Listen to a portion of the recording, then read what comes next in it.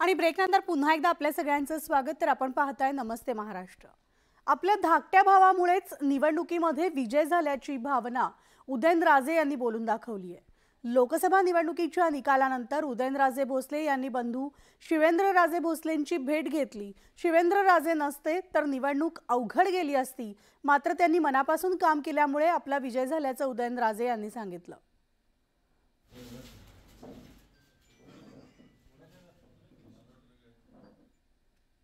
शिवेंद्रराजेंनी त्यांचे सर्व सहकारी जे आहेत, अविनाश असेल, सुनील माझं काटकर असतील, या सगळ्यांनी मनापासून, म्हणजे कोण कमी नाही कोण जास्त नाही, हे पळाले म्हणूनच मी आज निवडून आलो।